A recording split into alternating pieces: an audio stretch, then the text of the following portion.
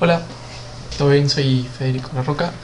Bueno, en este video voy a estar hablando básicamente sobre un capítulo entero de un gran libro de la autora Mary Fulbrook, que es el libro de historia alemana o historia de Alemania. Voy a estar hablando específicamente sobre todo, creo que es el primer capítulo, que son los vestigios, las primeras partes de Alemania, cómo se forma, eh, y, y bueno, sería todo ese capítulo entero, más allá de de la parte que es unificación alemana. Yo voy a intentar hablar de todo en general, las cosas que me parecen a mí más importantes. Obviamente, antes de empezar, quiero aclarar que no tomen esto como para estudiar así. No es que no voy a estudiar, solo miro los videos, sino que los videos que sean un complemento como para ir refrescando algunas cosas y nada, como no se lo tomen tampoco tan seriamente esto. Pero sí que yo sé que ayuda y que está bueno escucharlos, pero también está bueno leer los textos, todo además. Es lo que siempre intento decir que hagan, que hagamos todos, ¿no? Bueno, entonces, ¿cómo empieza Alemania? Porque Alemania no fue siempre una nación así moderna como es hoy en día, una república, un estado federal. Eh, Alemania tiene sus comienzos básicamente por la década de los años 1850. En sí no había un estado moderno alemán, pero sí que habían distintos pequeños países ducados monárquicos distribuidos, no por toda la parte europea central, por la parte occidental central, pero había una confederación en sí que unificaba a todos estos pequeños reinos, reinados, ducados, que se llamaba la Confederación Germánica o Confederación Alemana. Confederación Germánica entonces incluía a varios reinos. Están los reinos del norte, reino del sur y algunos más, pero básicamente eran esos, ¿no? Lo que hoy sería Alemania per se ya estaba hecha, o ya estaba incluida, más algunos otros países, ¿no? En lo que es la Confederación Germánica. El tema es, de la Confederación Germánica, el tema es que no había una nación unificada, sino eran pequeños estados como una confederación, ¿sí?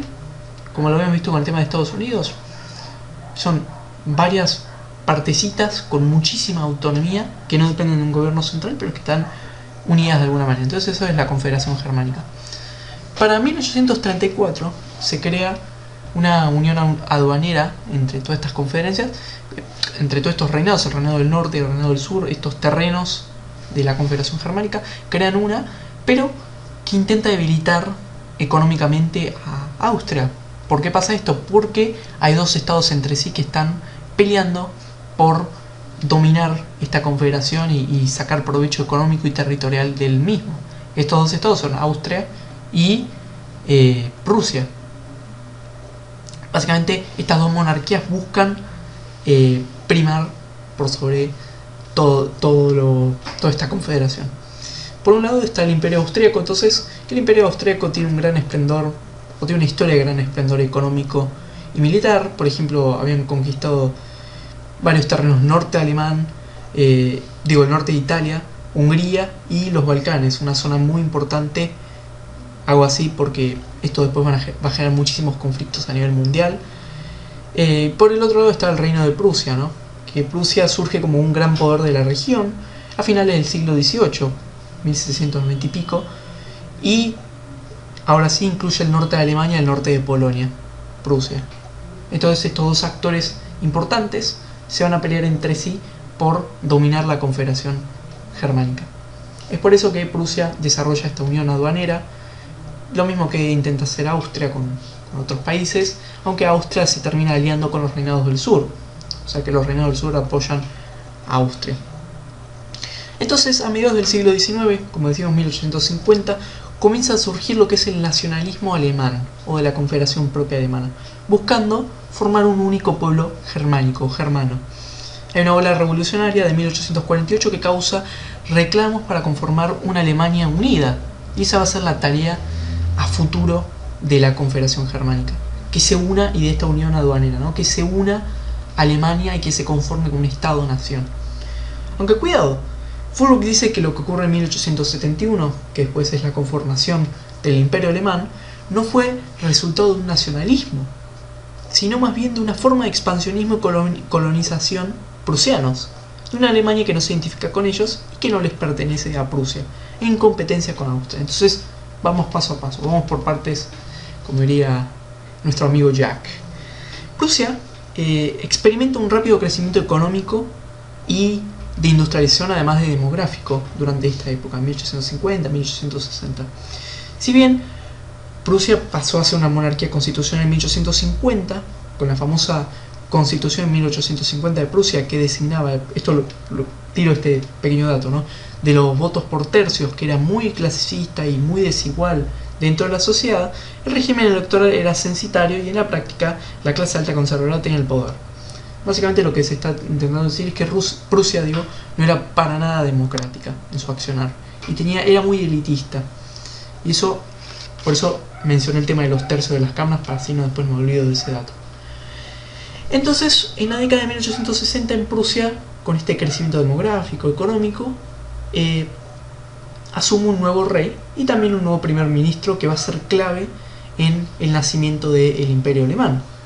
Su nombre es Otto von Bismarck, que él gobierna, digamos, en Prusia, o es primer ministro de Prusia desde 1862 hasta 1890, o que podemos decir hasta 1871, y 1871 a 1890 es primer ministro del Imperio Alemán. Pero bueno, eso es para después. Para 1864 se da la primera etapa de conflictos latentes entre Prusia y Austria, por unos ducados que son los de Schleswig y Holstein, propios de Dinamarca, unos ducados daneses que querían ser propiedad de Prusia por un lado y de Austria por el otro. Fulbrook dice que esta es la excusa perfecta, es como la justificación de que hayan tensiones y una crisis evidente. Entonces se da una guerra en 1866 entre Prusia y Austria por estos ducados, ¿no?, de Dinamarca. A partir de este conflicto se sustituye a la Confederación Alemana por la Confederación Alemana del Norte, un estado más federal, ¿no?, principalmente a cargo de Prusia. ¿Qué pasa? Prusia gana la guerra contra Austria, lo que margina a Austria de todo conflicto político que suceda, ¿no?, al mundo, más que nada a Prusia y esta nueva Confederación Alemana del Norte. Es decir, Prusia conquista la Confederación Alemana a los reinos del norte de Alemania, o reinos del norte, digámosle, a partir de ahora de la Confederación Germánica, esta unión aduanera, y además busca conquistar los reinos del sur. Pero ¿qué pasa? Estos pueblos del sur estaban aliados con Austria, entonces por el momento no se juntan con Prusia. Entonces Prusia domina esta parte y se genera lo que es la Confederación Alemana del Norte, como bien dije. Voy a después mostrar un mapa de Prusia y todo en la época. Los estados alemanes del sur estaban todavía reticentes a unirse a esta Confederación Alemana del Norte. Entonces se empieza a generar un conflicto entre Europa, porque dice, entre algunos países europeos, con la propia Prusia. Y Prusia, con un movimiento de generar un nacionalismo, aunque sea falso, en los ducados del sur, en los reinos del sur, genera un conflicto con Francia. Francia, esta es la excusa perfecta nuevamente para unir y generar una confederación, una nueva nación. Entonces Francia aprovecha que justamente hay un conflicto con la asociación del reino español, con un tema de un príncipe, el cual apoya a Prusia, pero no quieren los propios franceses, y se embarca en una guerra contra Prusia y contra esta Confederación Alemana del Norte. Esta es una guerra corta, que dura más o menos creo que medio año, y en 18 de enero de 1871 gana Prusia la guerra, y en el propio Versalles, en el Palacio de Versalles, se firma, además de que se captura a Napoleón Bonaparte III, que era el rey de la época, finalmente gana Prusia entonces la guerra, la Confederación Alemana del Norte gana la guerra, con el apoyo de los reinos del sur por este falso nacionalismo, que es como una estrategia manipulativa de, según algunos historiadores, ¿no?, de Otto von Bismarck y de Prusia. Entonces ganan esta guerra y se conforma lo que es el Imperio Alemán a partir de esto, conformado por los reinos del sur, los reinos del norte, Prusia, y además estos ducados que había dicho que ya conformaban esa parte, y además anexionan dos territorios importantes franceses, Alsacia y Lorena, que los mismos son imprescindibles para la industrialización alemana a futuro. El Imperio Alemán, que va desde el año 1871 hasta el 1918, fue una monarquía constitucional federal, muy poco democrática y dominada por Prusia principalmente, a los cuales hay que agregar que, posterior a esta guerra en este Imperio Alemán, ¿cómo sería la palabra? No voy a decir denomina, se implanta al que era en la época el rey de Prusia, pasa a ser el Kaiser de este Imperio Alemán, o el que era el presidente de la Confederación, o el rey de la Confederación, pasa a ser el Kaiser de este Imperio Alemán, también trayendo a el propio von Bismarck, que es el primer ministro de este Imperio Alemán durante muchos años más, desde 1871 a 1890.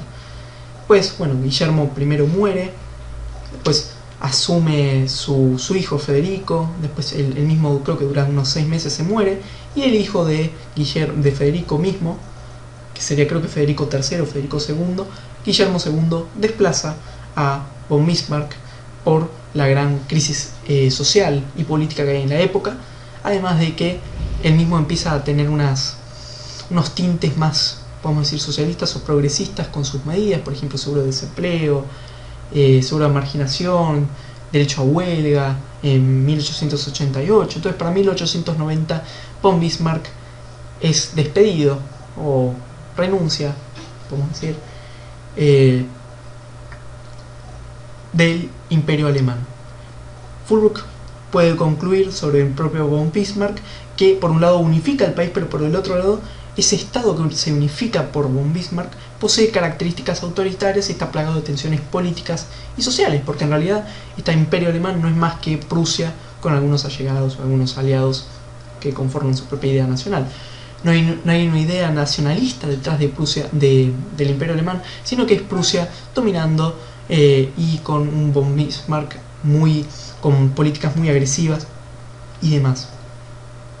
Entonces, como dije, según una parte de los historiadores posteriormente, dicen que en realidad toda esta unificación del Imperio Alemán no es más que una táctica de Prusia que fue manipuladora y aprovecha la integración negativa y la búsqueda de un enemigo común para generar una nación, que no hay una ideología a nivel nacional en el Imperio Alemán. Por otro lado, hay una parte muy importante del fin del texto, que es el tema de la política exterior en Europa durante la época. Básicamente, el cambio del juego en el Imperio Alemán, con la llegada de von Bismarck, es una política exterior muy agresiva que adoptan ellos, ¿no? Y que Alemania sea el propio centro de Europa, que Alemania tenga una política exterior tan determinante a nivel no solo europeo, sino mundial, que eso mismo lleve a la industrialización, a la mejora y demás, ¿no?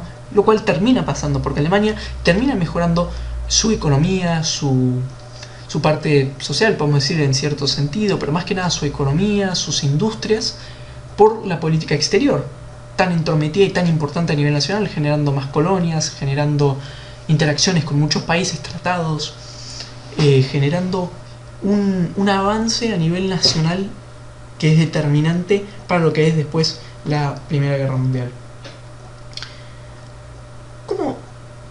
¿Qué otra clave, además de esta política exterior muy agresiva por parte de Alemania, el Imperio Alemán y Bismarck, es determinante o es una huella para lo que sería la Primera Guerra Mundial?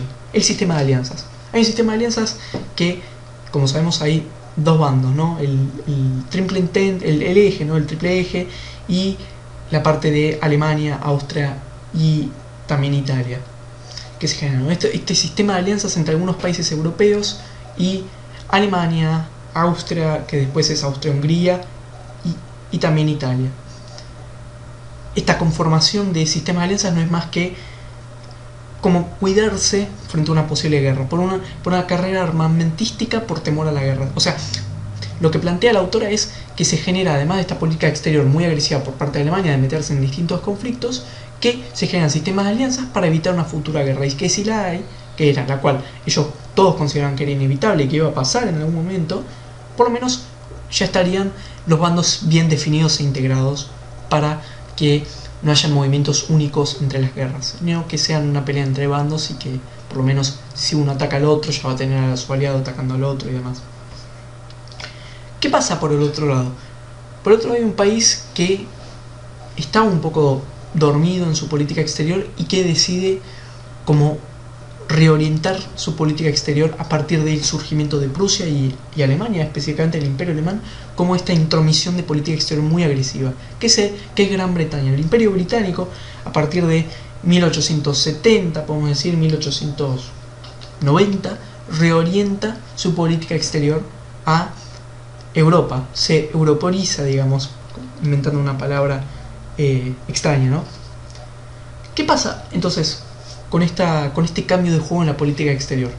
Por un lado, Austria, que es, como dijimos, aliada de Alemania y de Italia, Austria busca incorporar Serbia al país de Serbia, ¿no?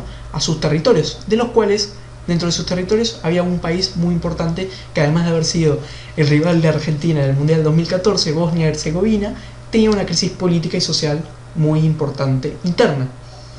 Entonces, empecemos con esta parte, ¿no? Austria-Hungría, el Imperio Austrohúngaro, quería incorporar a Serbia a su país. ¿Cuál es el problema? Que Serbia, en realidad, no quería ser incorporada a Austria-Hungría, sino que estaba más que nada aliada con Rusia, que podemos decir que es el bando opuesto a este primer bando, a este sistema de alianzas. Entonces, ¿qué pasa con esto, no? Se empieza a germinar un pequeño conflicto, por más de que para qué lo quería Austria sería por un tema de tener territorio, más poder, tener un estado satélite. Se empieza a generar un conflicto entre los sistemas de alianzas, y Alemania no quería formar parte, no quería estar fuera de todo este conflicto. Aunque básicamente Mary Fulbrook rechaza rotundamente la teoría de que la guerra fue un resbalón, que fue algo que no estaba, como que un resbalón hacia la guerra que parecía lejano, que era imposible, sino que en contraposición ella dice que efectivamente la guerra se evitó varias veces con éxito, porque la crisis era tal en el imperio, a nivel europeo, a nivel mundial. Cuando decimos europeo y nivel mundial es casi lo mismo, porque Europa en esa época básicamente era el mundo, con excepción de Estados Unidos y Canadá por un cierto sentido, pero más que nada Estados Unidos como imperio que se estaba formando y todo lo demás. Entonces ella dice que la guerra se evita con éxito varias veces. Por ejemplo, en la primera crisis marroquí en 1905, que hay un conflicto inicial entre España y Francia, que después se firma un tratado de Algeciras en donde Marruecos le pertenece a uno y otro, pero que Alemania en realidad apoya a Marruecos por su independencia de estas dos naciones, de estos dos imperios. Entonces se genera un conflicto entre ambos, y como dije, Alemania con esta política exterior muy agresiva, intentando formar parte, como que se estabiliza todo con este tratado, ¿no? El tratado de Algeciras, en donde se aseguraba que le iba a pertenecer una parte a uno u otro, en el caso de Francia e Inglaterra, Francia y España, de los cuales eran apoyados también por Gran Bretaña. Como dije, este cambio de eje de Gran Bretaña, de prestar la atención a Europa. Y en segunda ocasión, en la segunda crisis marroquí en 1911, que surge justamente 6 años después. Aunque, por eso digo, mucho cuidado con la zona de los Balcanes, porque es muy problemática, dentro de las cuales está Bosnia, y que Bosnia también tenía su parte de intentar independizarse de un futuro austríaco, ¿no? Y estar a favor de Rusia, como dije.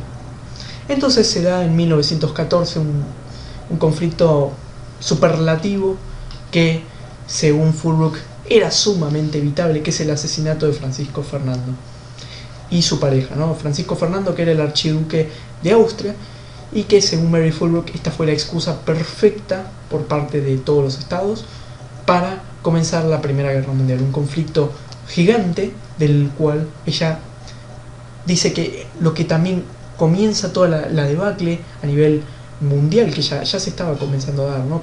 Por eso hay que entender la historia como proceso, ¿no? Eso es muy importante. Para entender esta debacle es que el Estado o el Imperio Alemán le entrega un cheque en blanco a Austria. Ahora, ¿qué tiene que ver Serbia en todo esto? Que el asesinato de Francisco Fernando en Bosnia es, por un lado, promulgado por no solo la oposición de Bosnia, sino también por extremistas serbios, los cuales eran apoyados por Rusia. Entonces ya vamos entendiendo de dónde sale este conflicto. Entonces, el Imperio Alemán le da un cheque en blanco a a Austria para determinar qué hacer con esto, y Austria finalmente determina un ultimátum a Serbia, exigiéndole condiciones sumamente radicales, extremas y demás. A lo cual Rusia, en apoyo a Serbia, lleva o moviliza tropas comenzando hacia los Balcanes, ¿no? Comenzando lo que es la Primera Guerra Mundial, o declarándola, ¿no? Lo que es la Primera Guerra Mundial en 1914. La Guerra Mundial, como sabemos, se da de 1914 a 1918. Para eso, Alemania, aliado de, como dije, Austria-Hungría y de Italia, comienza también a movilizar tropas y comenzar la guerra. ¿Cuál es el tema entonces? ¿Qué dos bandos vamos a ver? Por un lado, el bando de Gran Bretaña, Francia y Rusia, y por el otro lado, el bando de Alemania, o el Imperio Alemán, Austria-Hungría e Italia.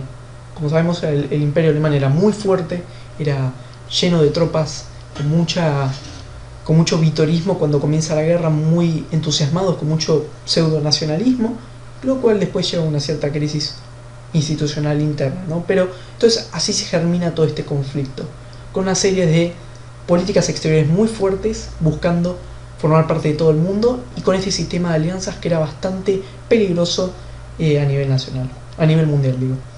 Entonces Alemania finalmente busca comenzar con el plan Schlieffen, que el plan Schlieffen no es más que un plan militar en el que, para el Imperio Alemán evitar pelear con dos frentes al mismo tiempo, iba a invadir Bélgica, o iba a pasar por Bélgica para primero atacar a Francia y después encargarse de Rusia. ¿Por qué es importante el plan Schlieffen? Porque marca la entrada de Gran Bretaña en la guerra.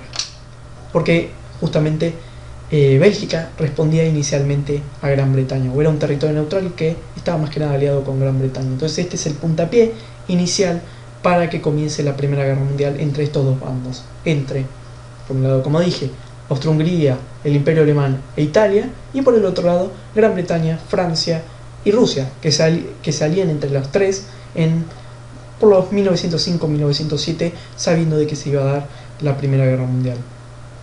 Último comentario muy importante, que vamos a decir que se utilizó políticamente y se exacerbó el conflicto del asesinato de Francisco Fernando, ya que en la época, finales del siglo XVIII, comienzo del siglo XIX, final del siglo XIX, comienzo del siglo XX, ya era muy común el tema de los asesinatos políticos, y por más de que hubieran un montón ya en la época, eso no daba el puntapié inicial para la Primera Guerra Mundial. Entonces ya sabemos que claramente fue una utilización política el asesinato de Francisco Fernando, el archiduque, y de su esposa.